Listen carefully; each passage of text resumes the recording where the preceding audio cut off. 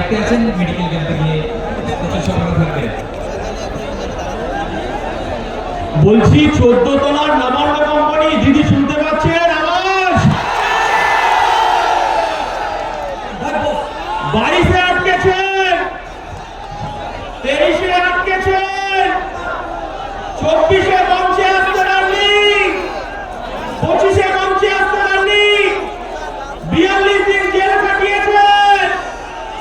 আজকে আমরা মঞ্চে এসেছি মমতা বন্দ্যোপাধ্যায়, আমার ভারতবর্ষের সংবিধান প্রণেতা বি.আর. আম্বেদকর আমাদের সংবিধান দিয়েছে, আর এই মঞ্চে তার উত্তরাধিকারী উপস্থিত হয়েছে প্রকাশ আম্বেদকর।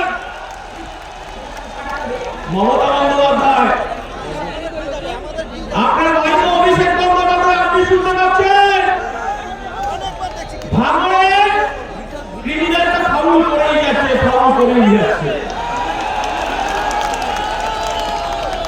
অভিষেক বাবু বলছে ভাঙড়ে নাকি কি খেলবে। আজকে 21-এর মঞ্চ থেকে আমরা আহ্বান করছি ভাইপো, আপনার পিসিকে ভাঙড়ে খেলবে না,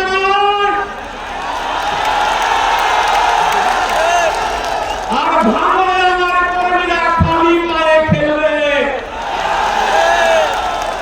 21-এ আপনি ভাঙা পায়ে খেলেছিলেন, আর আমার এই বাংলার 2026-এর রেফারি হবে আমার দলের চেয়ারম্যান, আমার দলের সেনাপতি নওশাদ সিদ্দিকীর হাতে লাল কার্ড থাকবে। যত ফাউল হবে নওশাদ সিদ্দিকী লাল কার্ড দিয়ে মাঠের বাইরে বার করা যাবে। 21-এর আওয়াজ যদি শুনতে পারে মমতা বন্দ্যোপাধ্যায়, আপনি হিজাব পরে, বোরকা পরে, ইনশাআল্লাহ সুবহানাল্লাহ করে এই বাংলার সংখ্যালঘু আদিবাসী দলিতের অধিকার আপনি চুরি করেছেন। এই বাংলার সংখ্যালঘু মানুষ, সংখ্যালঘু মা, তারা মমতা বন্দ্যোপাধ্যায় 2026-এ তারা খালি পায়ে খেলবে।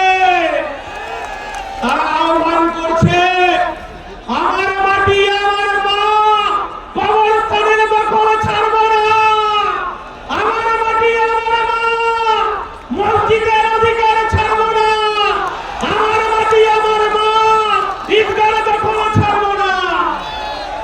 আর শুভেন্দু বাবু, আপনি তো তৃণমূল দরকার বিজেপি, আপনি তো তৃণমূল আছেন। এই বাংলার মানুষ দেখেছে আপনাকে, আপনাকে কৈফিয়ত দিতে হবে। আরে বাবা, হিন্দু হিন্দু ভাই ভাই, এসব স্লোগান বাংলার মাটিতে চলবে না। এ বাংলার মাটি দুর্জয় ঘাঁটি, এ বাংলার মাটি রবীন্দ্রনাথের মাটি, এ বাংলার মাটি নেতাজির মাটি, এ বাংলার মাটি আস্তাকুল্লার মাটি, এ বাংলার মাটি ক্ষুদিরামের মাটি, এ বাংলার মাটি মেদিনীপুরের সতীশ সাকুল্যর মাটি, এ বাংলার এ বাংলার মাটি দুর্জয় ঘাঁটি, এ বাংলায় কাজী নজরুলের সেবা সঙ্গীত আমার হিন্দুদের মন্দিরে বাজে, আর মুসলমান পাড়ার মসজিদের আজানে আমার হিন্দু পাড়ার ঘুম ধরে। মমতা বন্দ্যোপাধ্যায়, আপনি যতই এজেন্ট শুভেন্দুকে ছেড়ে রাখুন, এ বাংলায় কাজ হবে না। আমার ইন্ডিয়ান সেকুলার পার্টি আওয়াজ তুলেছে, মোরা টিভিতে 2টি কুসুম হিন্দু মুসলমান, মুসলিম মানে হিন্দু মহান থাক। আর আমার দলের পৃষ্ঠপোষক আমাদেরকে শিক্ষা দিয়েছে, নানা ভাষা, নানা মত, নানা পরিধান, বিবিধের মাঝে দেখো মিলন মহান। আমার ইন্ডিয়ান সেকুলার ফ্রন্ট বলছে, এই বাংলার আমার হিন্দু মায়েরা, হিন্দু বোনেরা মন্দিরে গিয়ে ঘন্টা বাজিয়ে পুজো করবে, আমার মুসলমান ভাইরা মাথায় টুপি পরে মসজিদে গিয়ে নামাজ পড়বে, আর আমার মতুয়া ভাইরা তারা ডঙ্কা বাজিয়ে হরিচাঁদ গুরুচাঁদের পুজো করবে, আর আমার সাঁওতাল ভাইরা, আমার আদিবাসীরা ভাইরা তারা ডঙ্কা বাজিয়ে টুসু পুজো পুজো করবে, আর জল জঙ্গলের ভিতরে গিয়ে রাস্তায় থাকবে, আর আমার খ্রিস্টান ভাইরা গির্জায় গিয়ে প্রার্থনা করবে। আমরা এই সম্প্রীতি বাংলা দেখতে চাই।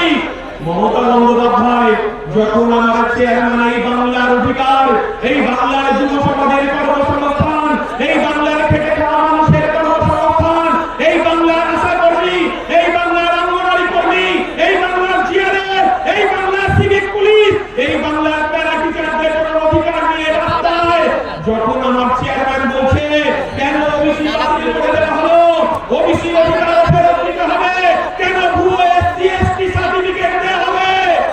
যখন আমার চেয়ারম্যান বলছে আমার কলকাতার রাজপথে আমি একটা ধর্ণা মঞ্চ করতে চাই, মমতা বন্দ্যোপাধ্যায় আপনি আমাকে একটা 10 ফুট বাই 10 ফুটের মঞ্চ করার জায়গা দিন, তখন মমতা বন্দ্যোপাধ্যায় হাজার হাজার পুলিশ নিয়ে আমার চেয়ারম্যানকে যখন এই বাংলার মানুষের, বাংলার পিছিয়ে পড়া মানুষের যখন অধিকার নিয়ে লড়াই হচ্ছে, তখন লাঠি মারতে মারতে আমাদেরকে জেলে নিয়ে গেছে, 42 দিন জেল পাঠিয়েছে। মাননীয় মুখ্যমন্ত্রী আমার নেতা সিদ্দিকুল্লাহ চৌধুরী নয়, আমার নেতা ভাইরাম বিশ্বাস নয়। আমরা টাকার কাছে মেরুদণ্ড বিক্রি করতে আসিনি। এই বাংলার পিছিয়ে পড়া, এই বাংলার আদিবাসী, এই বাংলার অধিকার প্রতিষ্ঠা করার লক্ষ্যে 2026-এ বোমাগুলি পিস্তলের বিরুদ্ধে আমার দলের সেনাপতিরা খালি পায়ে খেলবে, আমরা ভরি করবে আমার নওশাদ সিদ্দিকী। মমতা বন্দ্যোপাধ্যায় আপনাকে বলতে চাইছি, আপনি কর্মসংস্থানের কথা বলেন না? 2011 সালের আগে এই পশ্চিম বাংলার বামফ্রন্ট সরকারকে সরিয়েছিলেন মমতা বন্দ্যোপাধ্যায়। এই বাংলার মানুষ রেজওয়ানুর রহমানকে ভুলে যায়নি। তৎকালীন মুখ্যমন্ত্রী ছিলেন সুব্রত ভট্টাচার্য। মাননীয় মুখ্যমন্ত্রী যখন কলকাতার রাজপথে আপনি বুকে প্ল্যাকার্ডে ঝুলিয়ে একদিকে রেজওয়ানুর মা, একদিকে রেজওয়ানুর দাদাকে আর যারা বিদ্যুৎ তাদেরকে মোমবাতি নিয়ে মিছিল করেছিলেন, আপনি ইনসাফ দেবেন বলেছিলেন। বাংলার মায়েরা কাঁদছে, আপনি লক্ষ্মী ভান্ডার দিয়ে কিনতে পারবেন না। এই বাংলার তিলোত্তমার বিচার চাইছে মমতা ব্যানার্জি, এই বাংলার বিচার চাইছে, তামান্নার বিচার চাইছে, এই বাংলার বিচার চাইছে, হাসনানের বিচার চাইছে মমতা বন্দ্যোপাধ্যায়। আজকে সংবিধান প্রণেতারা বংশধরের মঞ্চে আছে, আমরা সংবিধান হাতে করে বলতে চাইছি এই দেশের প্রধানমন্ত্রীর কাজ কি মন্দির মসজিদ তৈরি করা, এই বাংলার মুখ্যমন্ত্রীর কাজ কি মন্দির মসজিদ তৈরি করা। মাননীয় মুখ্যমন্ত্রী আপনি শুভেন্দু অধিকারীকে দিয়ে আপনি বলতে চাইছেন ধর্ম ধর্ম খেলা করতে চাইছেন, 1992 সালে ফিরে যান। এই বাংলার মুখ্যমন্ত্রী ছিল জ্যোতি বসু, যখন 1992 সালে আমরা ভারতবর্ষের স্থাপত্য, ভারতবর্ষের ধর্মনিরপেক্ষতা, এই শুভেন্দু অধিকারীর দল বিজেপি আর যখন বাবরি মসজিদ ধ্বংস হলো, তখন এই রাজ্যের মুখ্যমন্ত্রী জ্যোতি বসু বলেছিলেন আমি আমার পুলিশ প্রশাসনকে বলে দিয়েছি এই বাংলায় দাঙ্গা বাজার কোনো সিপিএম হতে পারে না, এই বাংলায় দাঙ্গা বাজারে কংগ্রেস হতে পারে না। আমি আমার প্রশাসনকে বলে দিয়েছি মাথা লক্ষ্য করে গুলি করতে। আমরা বলতে চাইছি এই বাংলাকে ভাগ করা যাবে না। মমতা বন্দ্যোপাধ্যায় আপনি ভেবেছেন এই এসআইআর এর মধ্য দিয়ে আমার এই বাংলার সংখ্যালঘু মুসলমানে তাদের অধিকার, কবরস্থান, তাদের ঈদগাহ, তাদের মসজিদ, তাদের মাদ্রাসা আপনি 5 দিনের নোটিশে আপনি দখল নিতে চেয়েছিলেন বিজেপিকে। আমার দলের চেয়ারম্যান নওশাদ সিদ্দিকী আমরা ওয়াকফ বোর্ডে ছুটে গেছি, সেদিনকে আমরা ওয়াকফ বোর্ডকে বলে এসেছি এই বাংলার অধিকার, এই বাংলার অধিকারকে কেড়ে নেওয়া যাবে না। তাই মুসলমান সমাজ তারা বুক দিয়ে লড়াই করছে। আপনি বলছেন এখানে মিছিল করা যাবে না, মিটিং করা যাবে না, দিল্লিতে গিয়ে মিটিং করতে হবে মমতা বন্দ্যোপাধ্যায়। আর আপনি এসআইআর নিয়ে যে কথাটা বলতে চাইছেন, আপনি বলেছিলেন আপনার লাশের উপর দিয়ে এসআইআর হবে, বলেছিলেন তো? বলেছিলেন না?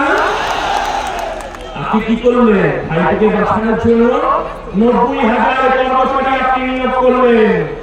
90,000 কর্মচারী কার? মমতা বন্দ্যোপাধ্যায়। বিডিও অফিসের কর্মচারী কার? মমতা বন্দ্যোপাধ্যায়। বিডিও গুলো কার অধীনে কাজ করছে? মমতা বন্দ্যোপাধ্যায়ের অধীনে কাজ করছে। আর আপনি এখানে হিন্দু মুসলমান ভাগ করতে চাইছে। একদিন কিছুদিন আগে দেখলাম মমতা বন্দ্যোপাধ্যায় আপনি বলতে চাইছেন মুসলমানদের নাকি জব্দ করার চেষ্টা করছে। আমার নওশাদ সিদ্দিকী বলে দিয়েছে এই লড়াই আমাদের বাঁচার লড়াই, এই লড়াই আমাদের জিততে হবে। আমরা বলতে চাইছি কবরস্থানে আমরা 52 টাকা কাটা 300-400 টাকা করে শুয়ে আছে, আপনি এসআইআর এর নোটিশ হাতাতে চাইছে। আমার মুসলমান ভাইরা মারা ভয় পায় না, তারা বুক চিতিয়ে লড়াই করছে। আপনি এনআরসি ভয় দেখাতে চেয়েছিলেন, আপনি কেনাকা ছিছি রেখে ভয় দেখাতে চেয়েছিলেন। আর আপনি বলেছিলেন বিজেপিকে ঢুকতে হবে, তৃণমূলকে দুহাত ধরে বাংলার সংখ্যালঘু মানুষ, আদিবাসী মানুষ আপনাকে ভোট দিয়েছিল। মমতা বন্দ্যোপাধ্যায় আপনারা বলা শুনে রাখুন, আমরা বলিনি, আমরা বলিনি। বিজেপি রাজ্য সভাপতি কি ভট্টাচার্য উনি বলেছেন, কি ভট্টাচার্য আমরা বলিনি। উনি কি বলেছেন? উনি বলেছেন 1998 সালে তৃণমূলের জন্মলগ্নে যেখানে জন্ম হয়েছিল লেবাননে, সেদিন যদি অটল বিহারী বাজপেয়ী, লালকৃষ্ণ আডবাণী, জর্জ ফার্নান্ডেজ, রাজনাথ সিং যদি উপস্থিত না থাকতো, এই তৃণমূলের দলটা জন্ম হতো না। আর আমরা বলতে চাইছি 1998 সালের পর থেকে আপনি বিজেপির কংগ্রেসের শাসন করেছেন। আপনি তো কংগ্রেস মন্ত্রী, আপনি কখনো প্রধানমন্ত্রী। আমরা দেখেছি মমতা বন্দ্যোপাধ্যায়, আপনি বলতে চাইছেন বিজেপি এতদিন পরে একটা ঘুম ভাঙলো, আপনি এই বাংলাকে ভাগ করতে চাইছেন, এই বাংলার অধিকারকে আপনি বিজেপির হাতে তুলে দিতে চাইছেন। আমরা মাঝখানে চলে এসেছি, এটা আপনার গায়ে জ্বালা বেঁধেছে। নওশাদকে ভয় লাগছে।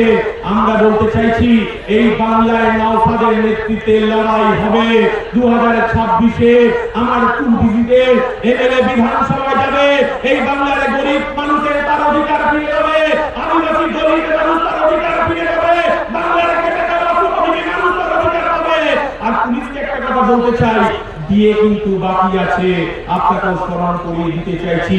এই বিয়ের জন্য লড়াই করছে আমার নওশাদ সিদ্দিকী, শুভেন্দু অধিকারী নয়। মমতা বন্দ্যোপাধ্যায়ের ভয় 77-এ নয়, মমতা বন্দ্যোপাধ্যায়ের ভয় 1 নম্বর ভাঙড়ে। তাই মমতা বন্দ্যোপাধ্যায় আপনি আগুন নিয়ে খেলবেন না। তাই একটা কথা বলে শেষ করবো, সবাই খুব সংক্ষেপে। আমরা বলতে চাইছি মমতা বন্দ্যোপাধ্যায়, আমার বাংলার মুসলমানের করের টাকায়, আমার বাংলার আদিবাসীর করের টাকায়, আমার বাংলার হিন্দু ভাইয়ের করের টাকায় এই বাংলার মানুষ তো দেখেছিল দীঘাতে একটা কারখানা আপনি ফিতে কাটবেন। এই বাংলার মানুষ তো দেখতে চাইছিল রাজারহাট উপনগরী, স্বপ্ননগরী, সেখানে একটা উইপ্রো হবে, সেখানে একটা আপনার ওয়েবেলের কম্পিউটারে হাব হবে, কারখানা হবে। আর উত্তরবঙ্গে শিলিগুড়িতে একটা কারখানা ফিতে কাটবে। মমতা বন্দ্যোপাধ্যায়, এই বাংলার মানুষ তো আপনাকে দেখতে চেয়েছিল জেলায় জেলায় একটা করে পিজি হবে, জেলায় জেলায় একটা করে আর্চিকর হবে, আর আপনি আপনার ভাইপো ফিতে কাটবে।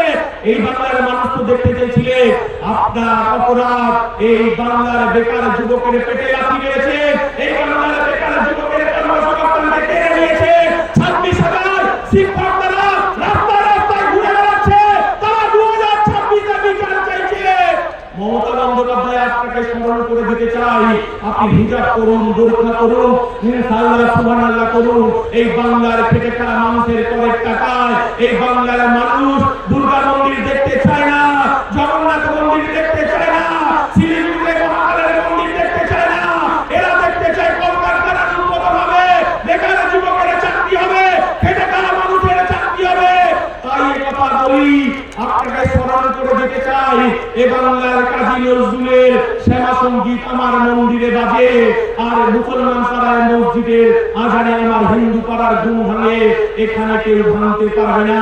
এই কথা বলে সকলকে সংগ্রামী অভিনন্দন জানিয়ে এই বাংলার বুথে বুথে লড়াই হবে, তৃণমূলের বিরুদ্ধে লড়াই হবে, বিজেপির সাম্প্রদায়িকের বিরুদ্ধে লড়াই হবে। আসলে যাহাই বিজেপি তাহাই তৃণমূল, যাহাই তৃণমূল তাহাই বিজেপি। লড়াই হবে শেয়ারে শেয়ারে। মমতা ব্যানার্জি বোমাগুলির পিস্তলের বিরুদ্ধে আমার নওশাদের নেতৃত্বে খালি পায়ে বুথে বুথে খেলা হবে। এই কথা বলে সবাইকে সংগ্রামে অভিনন্দন জানিয়ে আমার বক্তব্য শেষ করছি। ইনসাফ জিন্দাবাদ, ইন্ডিয়ান সেকুলার ফ্রন্ট জিন্দাবাদ, নওশাদ সিদ্দিকী জিন্দাবাদ, বাংলার ঐক্য জিন্দাবাদ। নমস্কার, সবাই মাথা ঠান্ডা করে গান দিবেন। আর একটা কথা একটুখানি বলবো,